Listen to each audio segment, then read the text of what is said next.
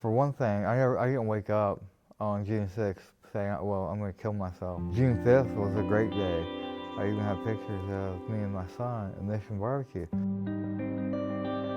Was 2019 was like any other day we woke up, it was a really nice day. But then when I ran the Carfax on my truck and found out it had a rolled back odometer, I felt like he was minimizing it. He has bipolar, so anyone who's bipolar, it's kind of like a roller coaster. So the roller coaster ride kind of started. When you're a bipolar, that's not what you're hearing. You're not hearing that he's actually trying to solve the problem.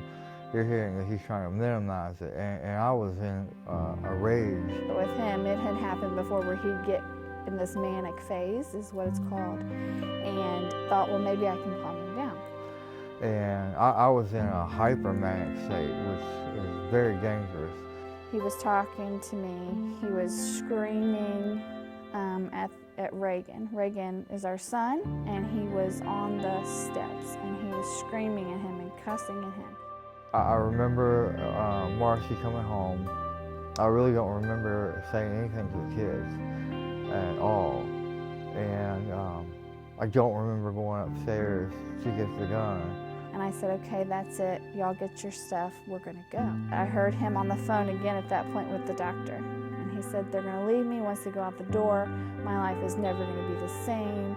I remember having it when I was talking to the kids downstairs. And he knelt down to talk to the kids. And he said, always remember, I love you no matter what. Just remember, I love you. He went to the back door. The kids are screaming, and something said, go to the back door.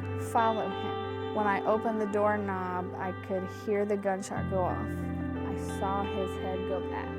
I heard the gun go dum, dum, and he fell.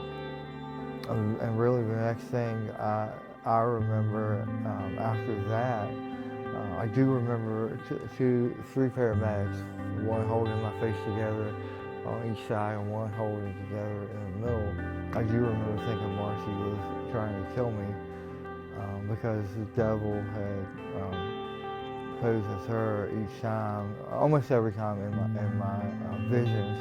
And then I remember having something to tell Marcy really bad, but my tongue was swollen so bad I couldn't even touch the roof of my mouth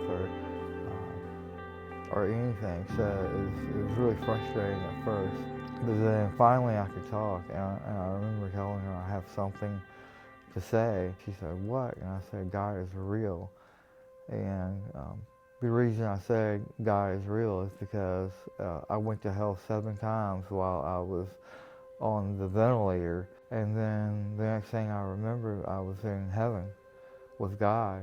In fact, God was on my left, and my mother-in-law, Marcy's mom, was on my right.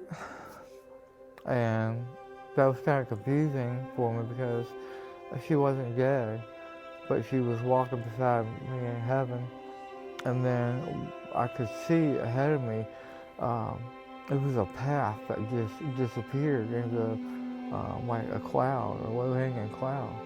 And I did some reading on that, and it's because I wasn't going to stay in heaven, and that's why I didn't go all the way into heaven. I was just on the path to heaven, and God's plan all along was to send me back.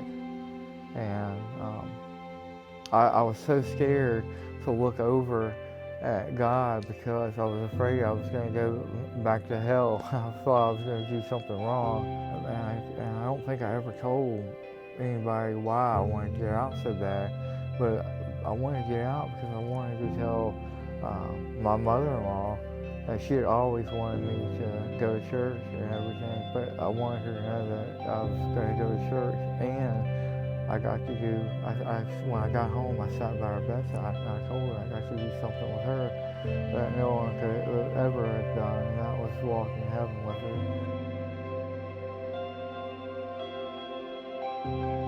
So I feel like very strongly that the prayers of intercessors are very big.